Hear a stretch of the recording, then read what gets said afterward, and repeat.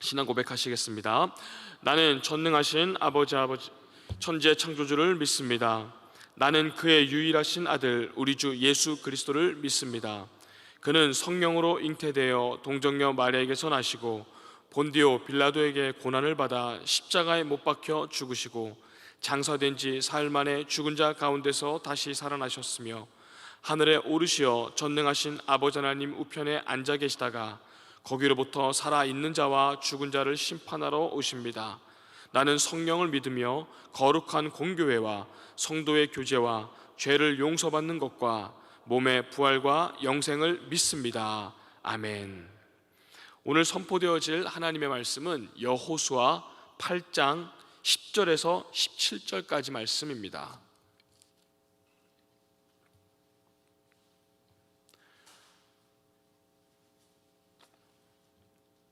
구약 331면에 있는 여호수아 8장 10절에서 17절까지 말씀입니다.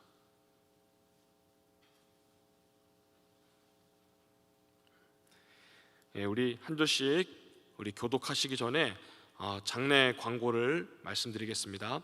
박재숙 권사님의 친정 아버지 되시는 고 박병엽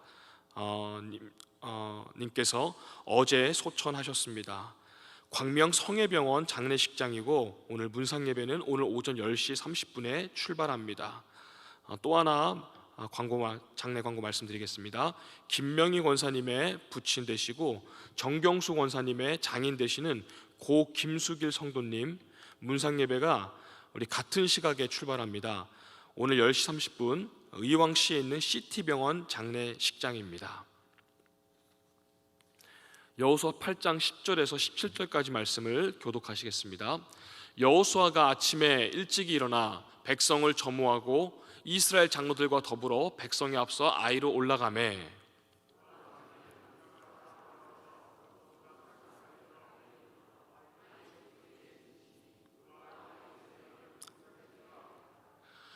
그가 약 5,000명을 택하여 성읍 서쪽 베델과 아이 사이에 매복시키니 이와 같이 성읍 북쪽에서는 온 군대가 있고 성읍 서쪽에는 복병이 있었더라. 여호수아가 그 밤에 골짜기 가운데로 들어가니 아이 왕이 이를 보고 그 성읍 백성과 함께 일찍이 일어나 급히 나가 아라바 앞에 이르러 정한 때에 이스라엘과 싸우려 하나 성읍 뒤에 복병이 있는 줄은 알지 못하였더라. 여호수아와 온 이스라엘이 그들 앞에서 거짓으로 패한 척하여 광야길로 도망하매 그 성읍에 있는 모든 백성이 그를 추격하려고 모여 여호수아를 추격하며 유인함을 받아 아이 성읍을 멀리 떠나니 아이와 베델에 이스라엘을 따라가지 아니한 자가 하나도 없으며 성문을 열어놓고 이스라엘을 추격하였더라. 아멘. 우리 앞뒤좌우로 우리 반갑게 인사 나누겠습니다. 사랑합니다. 축복합니다. 성령 충만하십시오. 인사 나누겠습니다.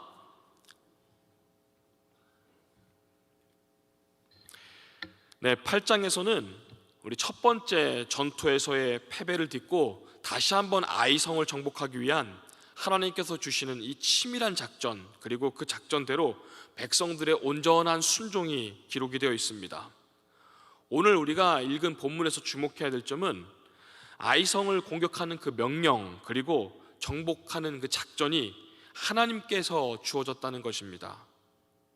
이스라엘은 하나님께서 주어주신 그 명령에 절대적으로 순종함으로써 처음 공격 때 참패를 당했습니다만 이 두 번째는 말끔히 그것을 씻어버리고 완벽한 승리를 거두는 것이 오늘 본문 말씀에 기록되어 있습니다. 이것은 우리에게 있어서 하나님의 말씀에 대한 그 순종의 여부가 곧 우리에게 주어진 일의 성패의 여부를 그것을 가늠함을, 또 나아가서 하나님의 말씀에 순종하냐에 따라서의 그 여부가 우리 인생에 있어서 성공이나 실패냐를 가늠하는, 그것을 아주 좋게 깨닫게 해주는 오늘 말씀이 바로 기록이 되어 있습니다. 죄는 모든 것을 망치고 또 모든 것을 잃어버리고 패배하여 낙담하게 만듭니다. 그러나 그 죄로부터 우리가 돌이킬 때에 하나님께서는 다시 한번 은혜를 주시고 승리를 허락해 주심을 오늘 말씀을 통해서 우리가 새겨볼 수가 있습니다. 우리 10절에서 13절까지 말씀을 우리 봉독하도록 하겠습니다. 여호수아가 아침에 일찍이 일어나 백성을 점호하고 이스라엘 장로들과 더불어 백성에 앞서 아이로 올라가매 그와 함께한 군사가 다 올라가서 그 성읍 앞에 가까이 이르러 아이 북쪽에 진치니 그와 아이 사이에는 한 골짜기가 있더라. 그가 약 5천 명을 택하여 성읍 서쪽 베델과 아이 사이에 매복시키니 이와 같이 성읍 북쪽에는 온 군대가 있고 성읍 서쪽에는 복병이 있었더라. 여호수아가 그 밤에 골짜기 가운데로 들어가니. 아멘. 여호수아가 아침 일찍 일어나서 백성들을 다 모으고 점호를 하였다라고 말씀이 기록이 되어 있습니다. 이것은 여호수아가 아이성을 다시 공격하는 두 번째 전투에 임하기에 앞서서 매우 철저하게 준비를 했음을 오늘 말씀을 통해 알 수가 있습니다. 실제로 우리가 한 절 한 절 읽었다시피 여호수아의 준비는 매우 철두철미했습니다. 그는 하나님의 지시를 받자마자 용사 3만 명을 선발합니다. 그래서 아이성과 그 베델성 사이에 그 군사들을 매복시킵니다. 아이성과 베델성 이 사이에는 약 3km의 거리였다고 합니다. 그러니까 아주 가까운 거리입니다. 두 번째 다시 아이성을 공격할 때 이 베델에서 아이성을 도우려고 군사들을 막 파견할 수 있지 않습니까? 그것을 가운데 이스라엘 군사들을 딱 매복시켜서 미리 막은 결과를 볼 수가 있습니다. 또한 우리 여호수아는 아침 일찍 일어나 전투에 나가기 전에 군사들의 인원과 장비를 마지막으로 점검합니다. 여기서 끝나지 않고 우리가 12절에 보다시피 전투를 벌일 장소에 도착하자마자 5천 명을 뽑아서 또다시 그 군사들을 또 다른 곳에 매복을 시킵니다.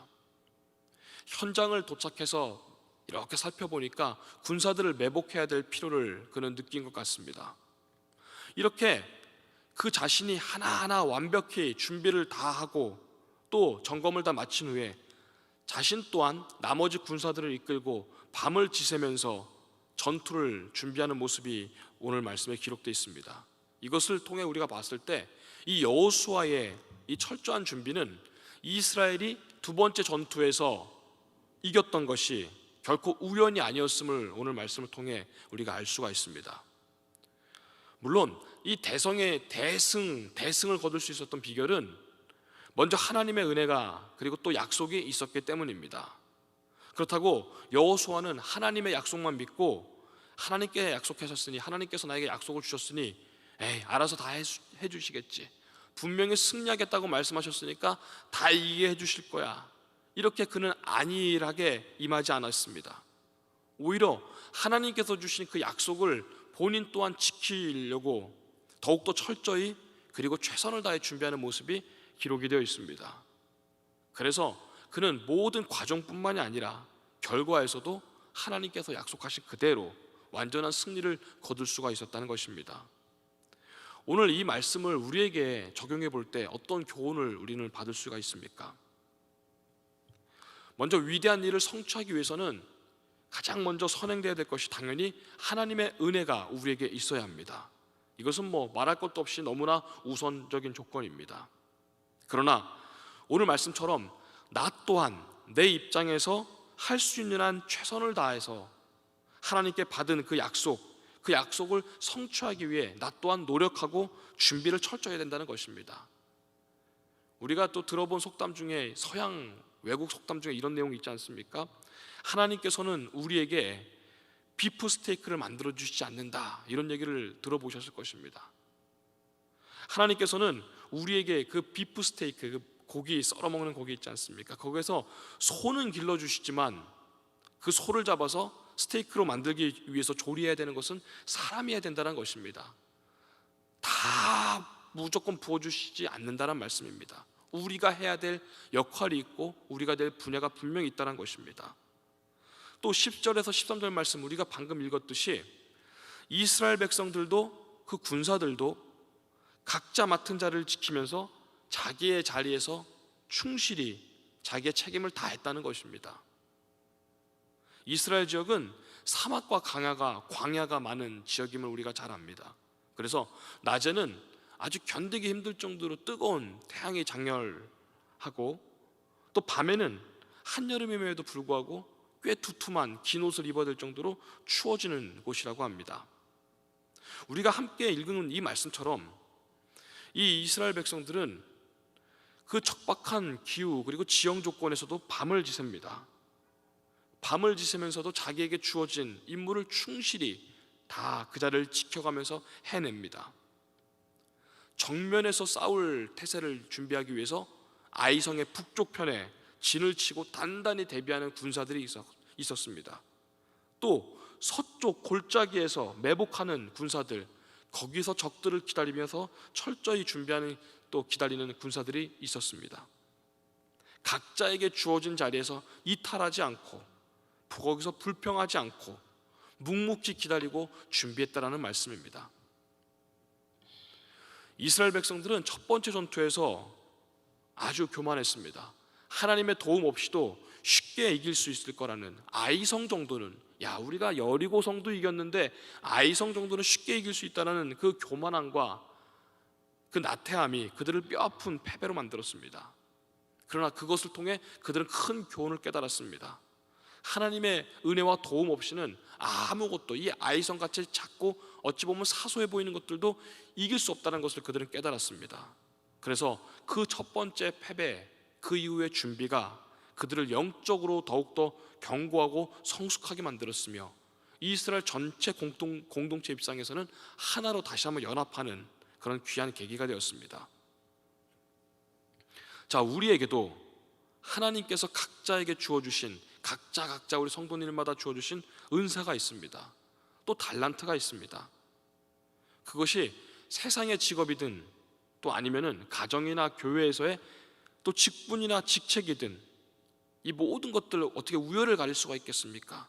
모두가 거룩하고 모두가 귀한 일을 하나님께서 우리에게 주셨다는 것입니다. 사람들이야 직업을 또 귀천을 나누기도 하고, 또 연봉을 통해서 그것이 더 좋은 명망 있는 곳이다, 저건 좀 하급적인 일이다, 사람들이야 귀천을 나누고 또 연봉의 순을 나누고 이런 것들을 보곤 하지만, 하나님 보시기에 그것이 악한 일들만 아니라면 어찌 그것이 우열이 있겠습니까? 모두가 귀하고 복된 일들입니다. 마침 우리는 지난 2주 동안을 평신도 주일을, 그리고 또 오늘 또 주간을 이렇게 우리가 지키고 있습니다.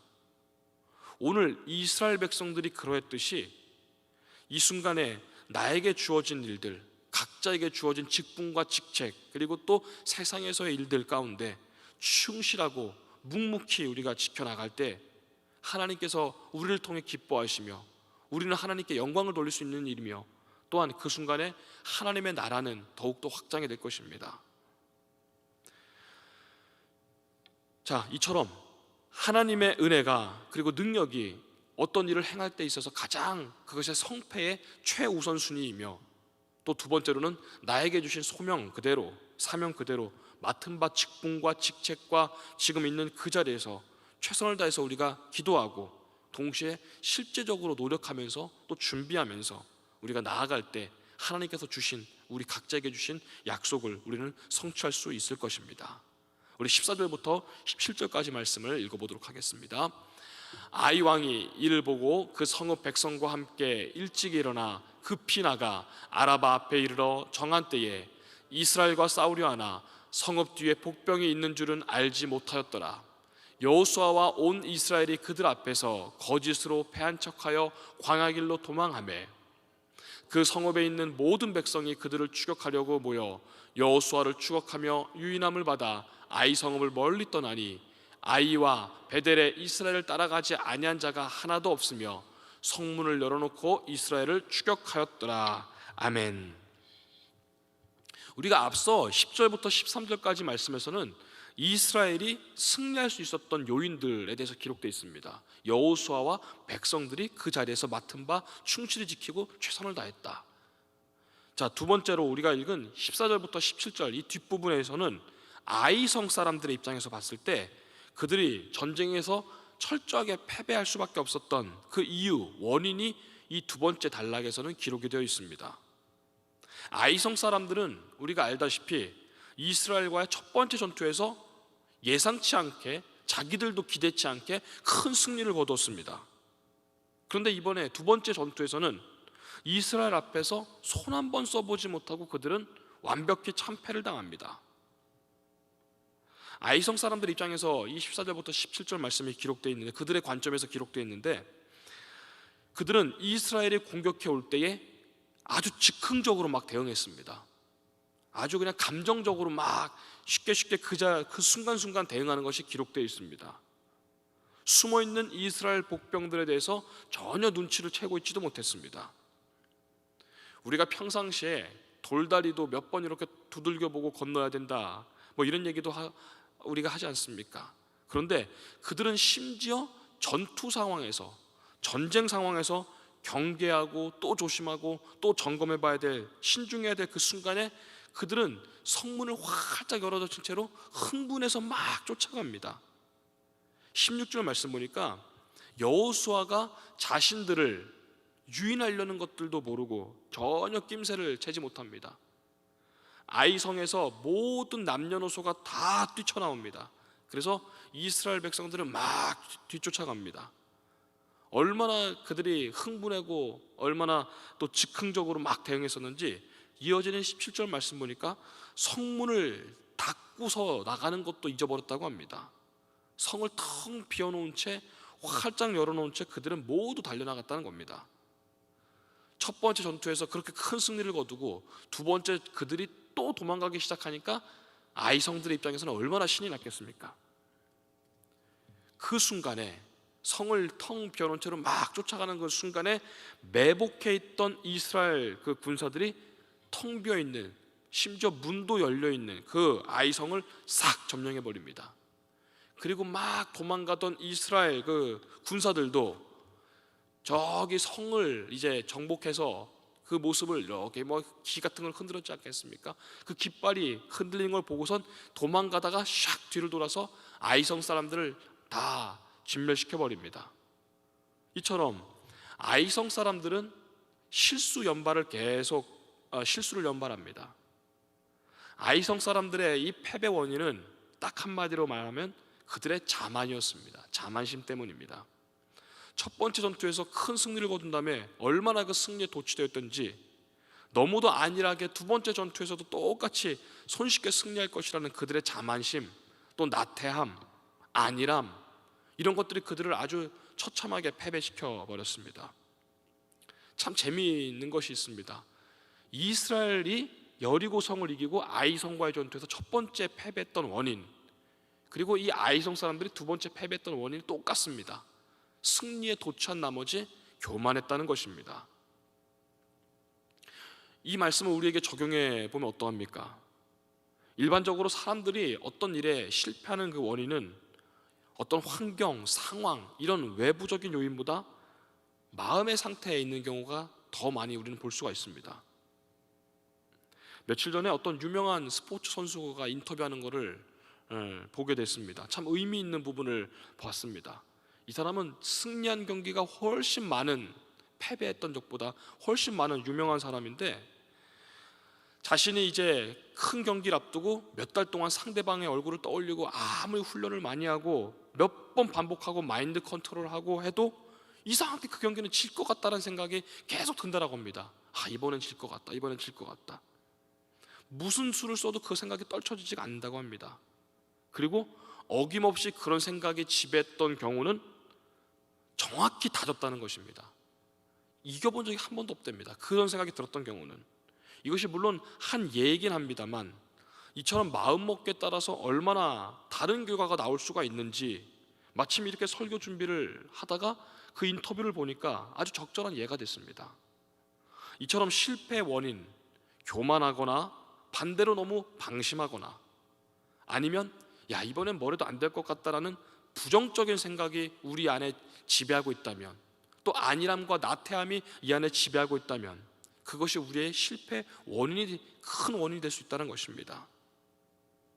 그렇게 어려워 보였던 일들도 막상 시작하면 우리의 생각만큼 어렵지 않은 경우도 있고, 저거는 저 되게 쉽겠다, 저 별거 아니겠다, 여유 있게 할 수 있겠다라고 쉽게 보였던 일도 막상 시작하면 그렇게 우리 예상보다 쉽지 않은 경우, 꽤 어려운 경우도 우리는 많이 보지 않습니까?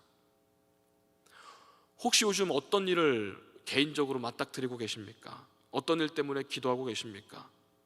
먼저 오늘 우리 말씀을 통해 교훈을 얻을 수 있는 것은 내 안에 있는 교만함이나 나태함이나 또 부정적인 생각이나 또 죄악된 요소를 먼저 제거하려고 우리는 노력해야 된다는 것입니다. 하나님과의 관계를 먼저 끈끈이 또 아주 유대 있게 한 다음에 그 길을 기도하면서 동시에 실제적인 노력을 했을 때 그것이 우리에게 승리를 가져다 줄 수 있다는 것입니다. 잠언 16장 32절에 이런 말씀이 기록되어 있음을 우리는 압니다.